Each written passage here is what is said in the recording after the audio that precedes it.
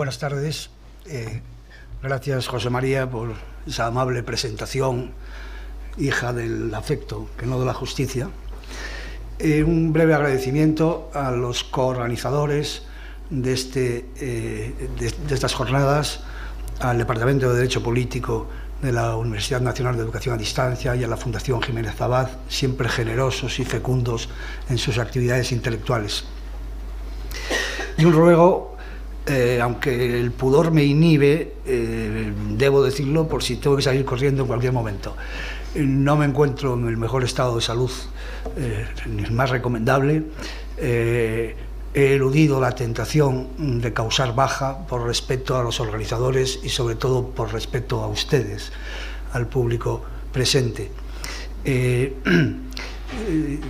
¿Acaso la charla o la exposición resulte más breve de lo que yo hubiera deseado? Vamos a ver hasta dónde resisto.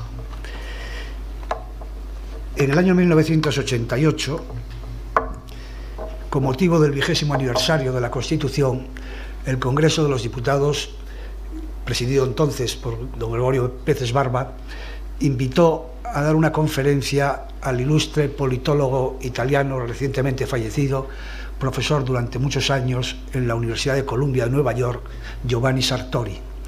Y quiso Sartori titular la conferencia en defensa de la representación política. Yo le he tomado, 20 años después, parcialmente prestado el título. Perdón. Se preguntaba Sartori, pregunta retórica ciertamente, si la democracia representativa, si la representación política estaba necesitada de defensa. La respuesta obviamente era sí. Cada vez venía a decir que se produce una crisis institucional o una crisis de representatividad, emerge de nuevo el directismo, esa democracia de la identidad caracterizada porque el titular del poder es al mismo tiempo quien lo ejerce. Fustiga durísimamente Sartori al directismo, selecciona una frase: no es infrecuente oír decir que la democracia directa sería maravillosa, pero razones técnicas, razones espaciales, y él concluía: no sería maravillosa, sería una absoluta catástrofe. Y a partir de ahí desgrana una serie de argumentos de índole fundamentalmente técnico-funcional, que lo encontrarán ustedes si tienen curiosidad, porque está publicada la conferencia en el número del mes de abril de 1999 de Claves de Razón Práctica. La opinión, la formulación de la crisis de la democracia representativa es algo ciertamente recurrente, en modo alguno nuevo. Basta con pensar en lo sucedido en el periodo de entreguerras, los embates violentísimos que recibe la democracia representativa como democracia de raíz liberal y el parlamentarismo en general, de la mano del ascenso de los movimientos totalitarios de ese periodo de entreguerras. Hoy se habla también de forma recurrente de crisis de la democracia representativa.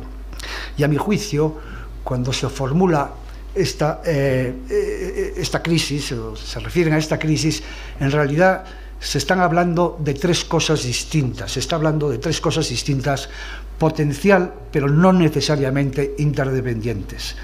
Unas veces se habla de crisis de la democracia, otras veces de lo que se está hablando casi desde siempre, es de la crisis de la teoría de la representación, y otras veces es de una crisis de representatividad. Conviene distinguirlas y detenerse, aunque sea someramente, en cada una de ellas.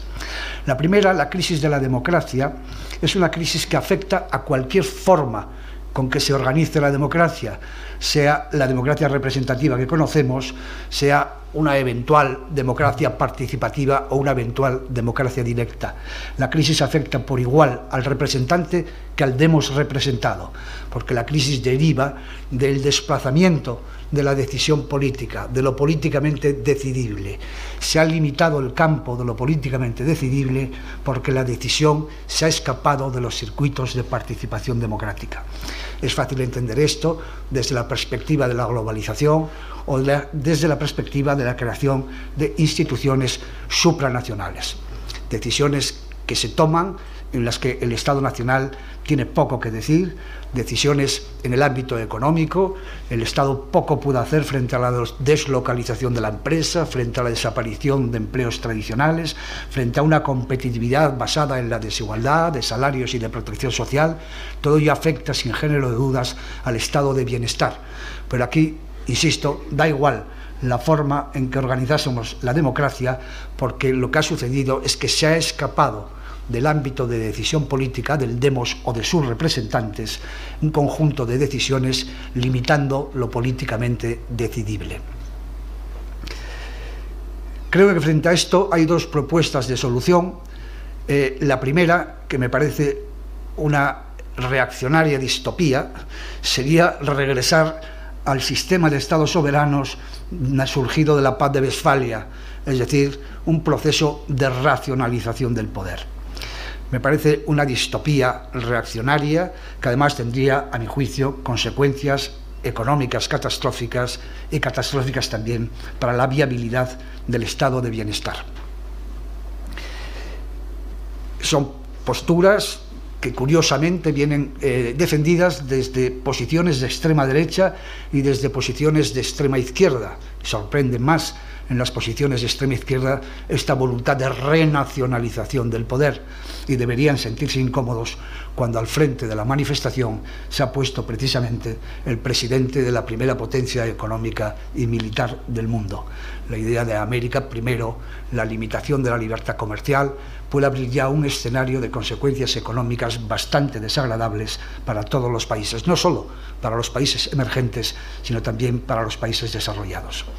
Por otra parte, conviene tener una visión un poco más realista y un poco más generosa de lo que es la globalización.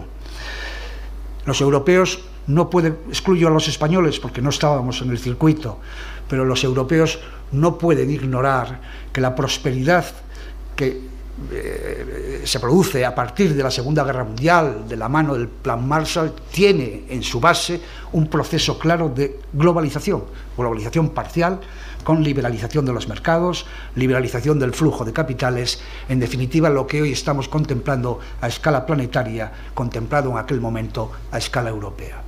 Y en segundo lugar, solo un exceso de egoísmo puede llevar a cerrar los ojos ante el hecho evidente, empíricamente constatable, de que la globalización ha permitido a los países emergentes una eliminación de una gran parte de la pobreza y sobre todo de la pobreza extrema. En esos países que han conocido un proceso de desarrollo económico bastante acelerado, han dado lugar también al surgimiento de amplias capas de clases medias.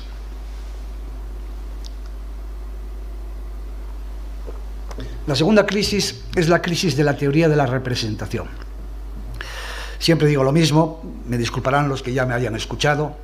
El 3 de noviembre de 1773, Edmund Burke, en su célebre discurso a los electores de Bristol, establece los elementos esenciales de lo que es el mandato representativo y la teoría de la representación. Pues bien, si me permiten la ironía, el día 3 de noviembre era jueves. La teoría de la representación entró en crisis en la madrugada del viernes, y tal crisis permanece hasta hoy y permanecerá para siempre mientras se quieran incorporar elementos del derecho privado a un vínculo que no puede ser jurídico, sino solamente, estrictamente político. Y ello por dos razones. Cualquier teoría de la democracia debe partir del hecho empírico evidente de que la voluntad del pueblo no existe. El pueblo real, el pueblo sociológicamente comprensible, el pueblo existente, es un conjunto de voluntades absolutamente contradictorias, absolutamente dispar, cualquier cosa menos una voluntad política homogénea, coherente y operativa. Por tanto, el problema no es trasladar al Estado una voluntad política preexistente, sino construir en el Estado una voluntad política inexistente. Y esto reclama la libertad jurídica de los representantes, aunque subsista el vínculo de naturaleza política. Se me antojan disparatadas todas las pretensiones de establecer una especie de mandato imperativo y convertir los programas electorales en una especie de cuaderno de instrucciones como lo de los representantes del antiguo régimen, los representantes que no iban a formar la voluntad del Estado, sino a limitar la voluntad del poder, que era el poder del monarca. Y todo esto, cuando menos, por dos razones. La primera, porque si bien es cierto que pacta sunt servanda, habría que añadir de inmediato sed rebus sic stantibus. Los pactos deben ser cumplidos, pero si las circunstancias siguen siendo las mismas. Y las circunstancias cambian, y cambia la percepción de las circunstancias. No es infrecuente que cuando se acceda al poder las cosas se vean de una manera muy distinta como se veían en la oposición. Probablemente nosotros en España tenemos un ejemplo clarísimo de este cambio de percepción, que es el gobierno de Felipe González. A partir del año 1982, percibe la OTAN con ojos distintos, desde una información mucho más intensa, desde una información mucho más próxima, mucho más cercana, empieza a cambiar de opinión, empieza a cambiar de criterio. En este caso es la percepción de la realidad lo que se ha modificado. En otros casos es la realidad misma, un cambio en la situación económica, un cambio en el ciclo económico que hace inviable, imposible, que sería catastrófico la aplicación de determinados puntos de un programa electoral y que invita a cambiarlo. Se puede decir que habría que consultar ese cambio de programa, eso ya sería llevar al extremo un neomandato imperativo. Permítanme que les ponga un ejemplo de lo absurdo de la pretensión. Hace unos meses se celebraron las elecciones en la República Federal Alemana. El Partido Socialdemócrata se presentó con un programa en el que rotundamente excluía la posibilidad de resucitar la gran coalición, la Großkoalition. En ningún caso volverían a formar gobierno con la democracia cristiana en esa gran coalición, reiterado hasta la saciedad en el programa político. Pacta sunt servanda, sed rebus sic stantibus. ¿Qué pasó?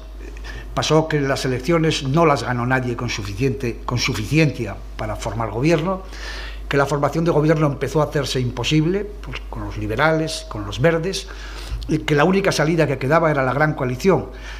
Y era aconsejable desde razones egoístas de partido y desde razones generosas del interés de Alemania. Estas segundas son fácilmente comprensibles. Prolongar el vacío de poder, y máxime en la coyuntura por la que estaba pasando Europa, por la crisis de la propia Unión Europea, era seguramente una irresponsabilidad. Por otra parte, las encuestas no le daban precisamente resultados alentadores al Partido Socialdemócrata en el caso de repetirse las elecciones. Más bien le conducían a la catástrofe. Eso hace cambiar de opinión al dirigente del partido, porque han cambiado las cosas, ya no rebus sic stantibus, non stantibus sic rebus, y se encuentra con un problema interno, pero es un problema de partido, no es un problema de la sociedad alemana. La rebelión de determinados sectores, de los Jusos, de las juventudes socialistas del SPD, que quieren que en ningún caso quieren que se cumpla el programa del partido y rechazar esa coalición pactada o ese programa pactado en coalición con la democracia cristiana. Lo somete a consulta el Partido Socialdemócrata y consigue que se apruebe de nuevo la reedición de la gran coalición por 300, perdonen, hablo de memoria, pero creo que fueron unos 238.000 votos. Pues bien, los votantes del Partido Socialdemócrata, con los cuales se había establecido el contrato de no renovar la gran coalición, eran 11.480.000, es decir, que al 98% de la población alemana que había votado ese programa no se le consultó. Esto no puede considerarse un ejercicio de democracia en el ámbito del Estado, sino un mecanismo para resolver un problema de disciplina interna en el partido, que es algo completamente distinto. La segunda razón por la que hay que excluir como un disparate el mandato imperativo es que en las democracias consociativas otra cosa es en las democracias de alternancia o oposición de tipo británico, pero en las democracias consociativas, cuando el votante italiano vota, por ejemplo, no sabe ni quién va a ser el presidente del gobierno, ni quiénes van a formar el gobierno, ni qué coalición se va a establecer, ni con qué programa. Hay que negociar, hay que transaccionar, hay que transigir, hay que traicionar. Evidentemente, no hay otra forma de organizar el poder político sino desde la libertad jurídica de los representantes. Cuestión distinta es la existencia del vínculo político. Kelsen lo niega, Kelsen dice que la representación es falsa y además innecesaria. Bien, el concepto de falso me parece que se le escapa aquí a Kelsen de manera desconsiderada.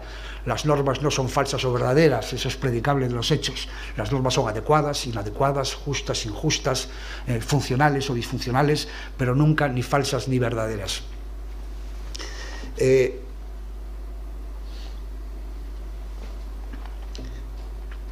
Yo me alineo el camino que trazó en su día Jelinek, que continuó Schumpeter con esa idea del mercado político donde los partidos son las empresas que canalizan las demandas y logran ofrecer una oferta coherente, razonablemente coherente. La racionalidad la predico de la coherencia, no la predico del contenido del programa. Habrá muchos que sean verdaderamente irracionales o irrazonables. La misma línea que lleva a Rubio Llorente, o llevó a Rubio Llorente en España a decir que ese vínculo político no se puede negar, es ciertamente laxo, pero suficiente para fundamentar una teoría de la representación política. Smain dijo en su tiempo, hace ya mucho, que probablemente uno de los grandes errores en la construcción de la teoría de la representación era haber mantenido el vocablo mandato, que es como una apelación a la representación de derecho privado, al vínculo jurídico privado, que distorsionaba la contemplación de la representación política.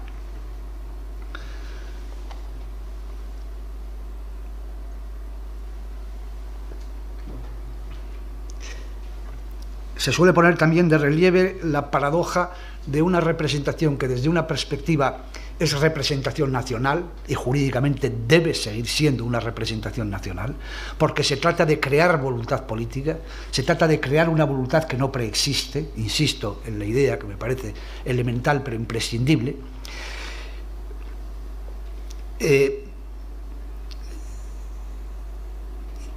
Mientras que hay una representación singulariter, porque al fin y al cabo el elector elige en función de preferencias a un partido político concreto, a un programa concreto, la defensa de intereses concretos. Yo creo que esto está debidamente solucionado en el pensamiento de Jelinek cuando distingue entre dos dimensiones de la representación de totalidad, que es la formalización de una voluntad tendente a crear un parlamento, por tanto a crear poder político, de la representación singulariter, que es el contenido de la voluntad manifestando sus preferencias por una determinada opción política. Kelsen se burló de Jelinek con un ejemplo ciertamente rijoso, que sin embargo en modo alguno desvirtúa el planteamiento de Jelinek. Kelsen decía que la teoría de Jelinek era como presumir que en la coyunda la pareja lo que pretende es la perpetuación de la especie. Bien, tan rijoso ejemplo es perfectamente innecesario, porque precisamente el contenido de la voluntad es lo singular, y cada pareja realizará la coyunda para satisfacer lo que quiera satisfacer, lo que se le antoje, la reproducción, el placer o lo que ustedes quieran imaginar. Pero hay una manifestación formal de voluntad de querer estar juntos y querer realizar la coyunda. Esto se ve perfectamente si se analiza la abstención o el voto en blanco, sobre todo el voto en blanco. En la abstención electoral hay siempre una abstención técnica, bien sea por imposibilidad física o por ausencia, o por desinterés absoluto y radical de la política, pero sin ninguna intencionalidad antisistema, simplemente por indiferencia hacia la vida política. Y hay una abstención que puede ser interesada, que tiene un profundo contenido político, que es deslegitimadora del sistema. Aquí la voluntad quiere desaparecer tanto en el contenido como en la formalización. Ni quiere votar por ningún partido, ninguna opción política concreta, ni quiere contribuir a la formación del órgano capaz de generar la voluntad general o la voluntad imputable al pueblo como voluntad del Estado. El voto en blanco es aún más ilustrativo. El voto en blanco es un voto que legitima el sistema, es decir, que la voluntad formalmente expresada contribuye a la formación del Parlamento. En el contenido se niega a optar por ninguna de las candidaturas concurrentes por entender que ninguna le satisface. Hay un no a la representación singulariter, pero un sí a la representación de totalidad.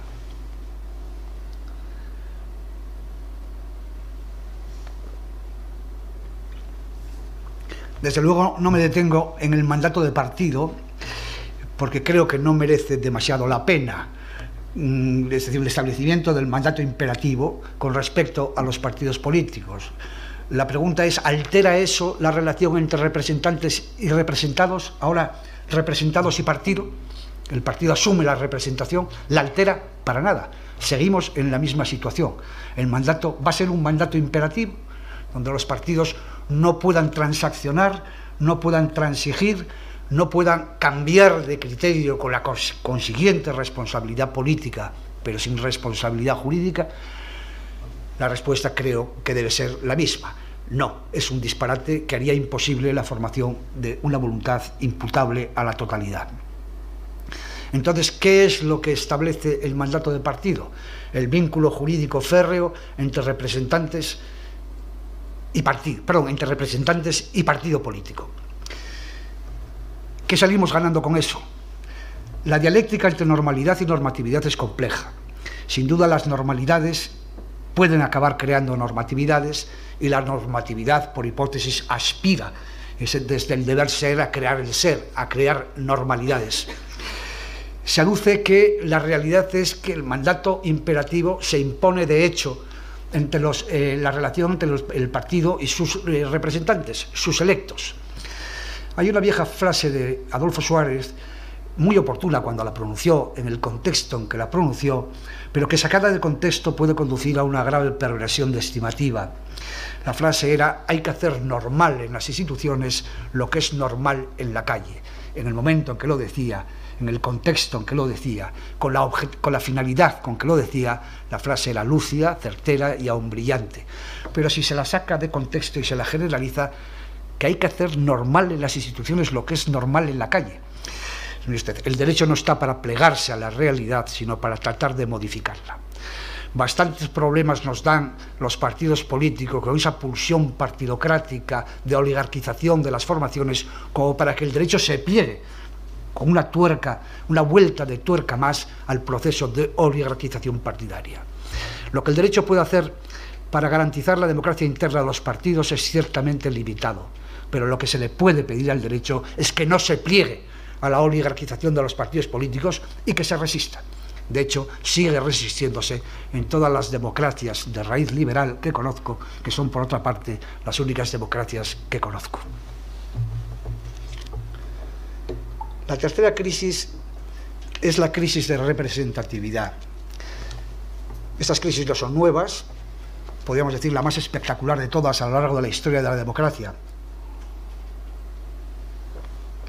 Es una crisis consistente en una desconexión entre representantes y representados, en un no sentirse representados, lo cual no va necesariamente contra la representación política.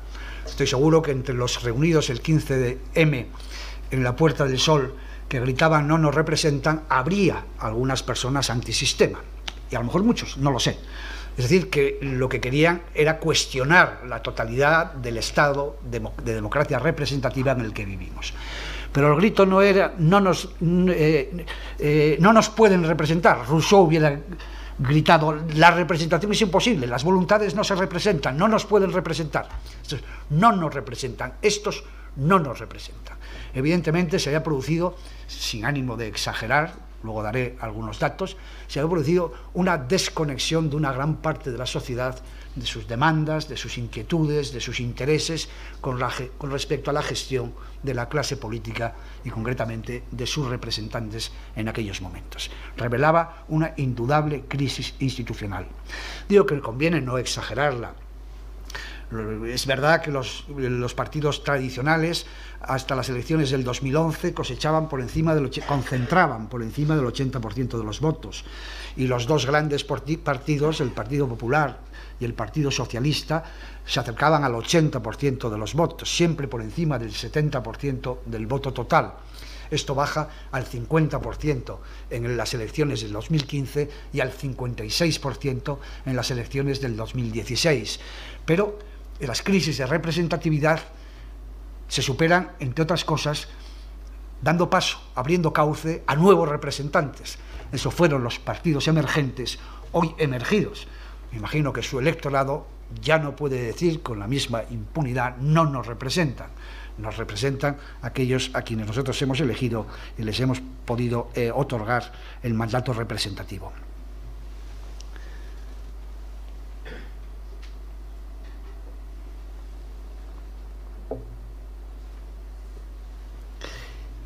En la confrontación, voy a abreviar un poquito, les ruego que me disculpen, pero me está costando un gran esfuerzo.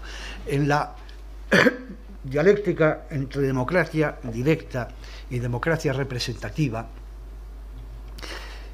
hay que formularse una pregunta. El poder democrático, el poder del demos, sin el cual no hay democracia, obviamente, ¿es un poder jurídicamente limitado o ilimitado? ¿Y es un poder políticamente responsable o irresponsable? La respuesta a esta pregunta reclama otra previa.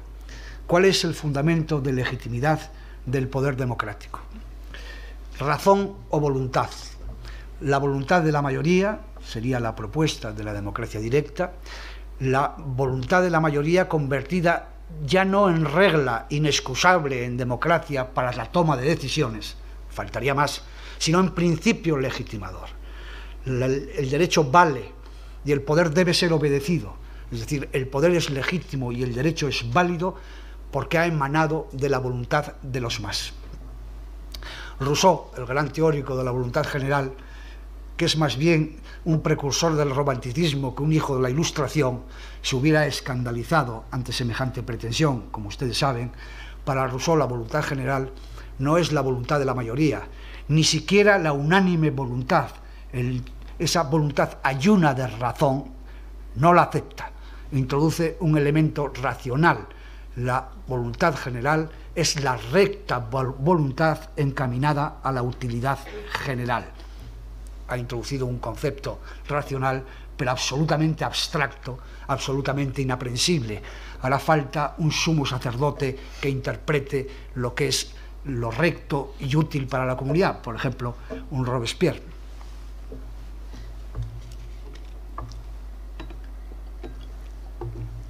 El ser más es un hecho. Carece de toda referencia y de todo contenido axiológico. Carece de toda dignidad ética. Lo que deciden los más puede ser bueno o malo, puede ser un disparate, puede ser una tragedia, puede ser una catástrofe o puede ser profundamente beneficioso. Es, desde una perspectiva axiológica, un concepto, una realidad neutra. Sabemos desde la lógica trascendental de Kant que no se puede transitar sin solución de continuidad del ser al deber ser, que las cosas no son porque deben ser, dicho más sencillamente, las cosas no son porque deban ser, ni desgraciadamente no son porque deban ser, y sí ni deben ser porque sean. La única forma de dotar de dignidad axiológica al fundamento de legitimidad de la democracia es a través de los valores, es decir, de una síntesis entre razón y voluntad. Cuando es expulsada la voluntad, obviamente es expulsado el principio democrático.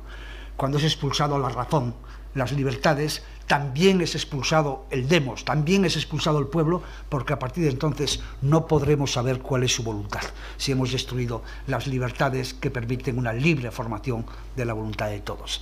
Es, por tanto, lo que dota de dignidad a la voluntad de la mayoría es el haber sido libremente formada. Es la libertad en la formación de las mayorías y no el mero hecho ayuno de relevancia axiológica que es el hecho de ser más. Esto nos lleva a una conclusión obvia. Si la mayoría se legitima por ser una mayoría libremente formada, será una mayoría formada a partir del respeto a la libertad de todos, a partir del respeto a los derechos fundamentales, con lo que estamos concluyendo que con necesidad lógica el poder democrático es un poder jurídicamente limitado y políticamente responsable, que no hay más democracia posible que la democracia constitucional.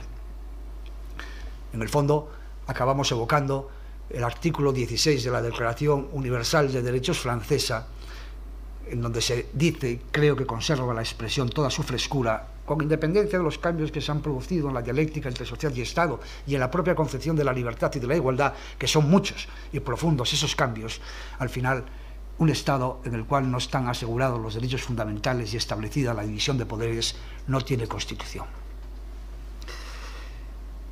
En el año 2010, el presidente de la entonces República Bolivariana de Venezuela, Hugo Chávez, pronunció literalmente las siguientes palabras: el dogma de la división de poderes es un dogma obsoleto, liberal y burgués, que debilita al Estado porque le ata las manos al pueblo. Alguien bien pudiera haberle contestado con la frase del clásico: al pueblo hay que atarle las manos para que siga teniendo manos. O dicho con mayor dulzura, a las mayorías hay que limitarles el poder para que se sigan pudiendo formar libremente mayorías que por libres son potencialmente reversibles. Muchas gracias, nada más.